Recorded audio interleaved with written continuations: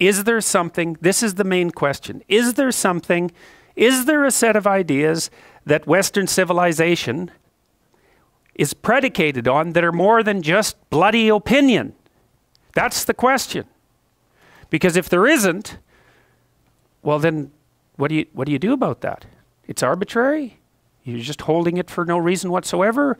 It could be a different system. There's no reason to stick with it. All of those things. Like it takes the core out of it. Well, that was Nietzsche's claim, right? He said, you take the core metaphysical presupposition out from underneath Western civilization, or any civilization for that matter, and the whole thing loosens, shakes, and crumbles. Well, for Nietzsche, the metaphysical presupposition was God. Well, and then the question, of course, well, what even does that mean? And on one hand, it means, I suppose, adherence to a dogmatic set of beliefs. But then you might ask yourself, well, is there something else that it means? It means at least the hypothesis of some transcendent value. It means at least that.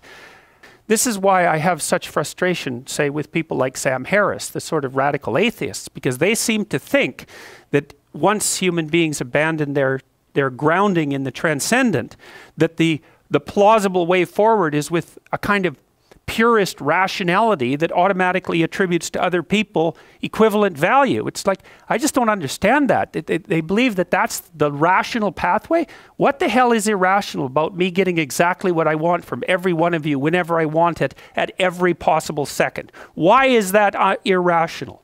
And how possibly is that more irrational than us cooperating so we can both have a good time of it? I don't understand that. I mean, it's as if the psychopathic tendency is irrational. There's nothing irrational about it. It's pure naked self-interest. How is that irrational? I don't understand that. Where's the pathway from rationality to an egalitarian virtue? Why the hell not every man for himself and the devil take the hindmost? It's a perfectly coherent philosophy. And it's actually one that you can institute in the world with a fair bit of material success if you want to do it. So I don't see, to me, I think that the universe that people like Dawkins and Harris inhabit is so intensely conditioned by mythological presuppositions that they take for granted the ethic that emerges out of that as if it's just a given, a rational given. And this, of course, precisely not Nietzsche's observation as well as Dostoevsky's. That's Nietzsche's observation. You don't get it. The ethic that you think is normative is a consequence of its nesting inside this tremendously lengthy history, much of which was expressed in mythological formulation. You wipe that out. You don't get to keep all the presuppositions and just assume that they're rationally axiomatic. To make a rational argument, you have to start with an initial proposition. Well, the proposition that underlies Western culture is that there's a transcendent morality. Now, you could say that's a transcendent morality instantiated in the figure of God. That's fine. You could even call that a personification of the morality. If you don't want to move into a metaphysical space, I'm not arguing for the existence of God. I'm arguing that the ethic that drives our culture is predicated on the idea of God, and that you can't just take that idea away and expect the thing to remain intact mid-air without any foundational support. God said, let us make man in our image after our likeness, and let them have dominion over the fish of the sea and the fowl of the air, and over the cattle and all of the earth, and over every creeping thing that creepeth upon the earth. Okay, well, there's two relevant issues there. One is, let us make man in our image after our likeness. Well, what exactly does that mean? Well, we've already encountered that to some degree. We've already encountered what the nature of the Spirit of God is in this story. The nature of the Spirit of God that creates order out of chaos is the thing that creates order out of chaos. And so the statement here is that there's something about human beings that partakes in that. Now, when I started unpacking this, I thought, okay, look, there's an idea that's at the root of our legal system. And so our legal system is the articulation of the patterns by which we live. And to a fair degree, it's an evolved system. It's a culturally constructed system, but it's an evolved system as well. And it's predicated on the idea that there's something about the individual that the law has to respect.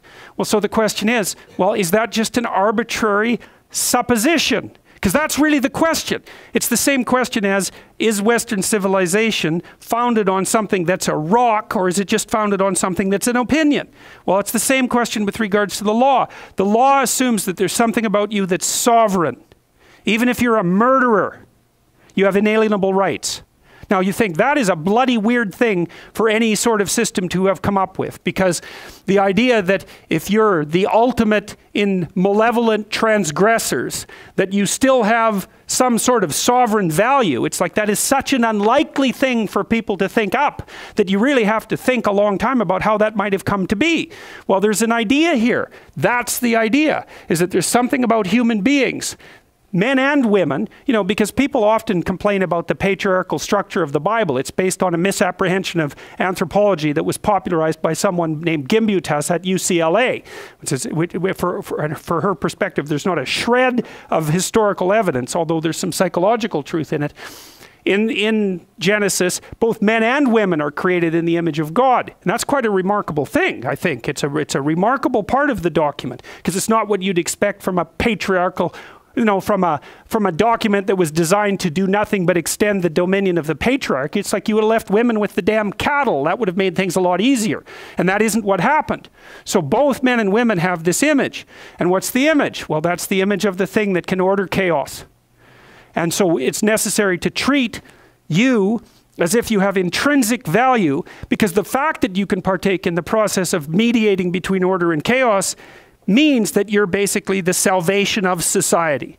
That's what it means. And so society can't impose on you to too great a degree, because you are too valuable for even the law to push arbitrarily past a certain point. Now then you have to think. This is where you really have to think about what you believe. Do you believe that or not? Because there's not much difference, really, technically speaking, there's not much difference between that and believing these stories. It depends bloody well what you mean by believe. They're not scientific representations of an evolutionary process. Obviously, the people who came up with them weren't scientists, so whatever they are, they're not that. But they're making a proposition.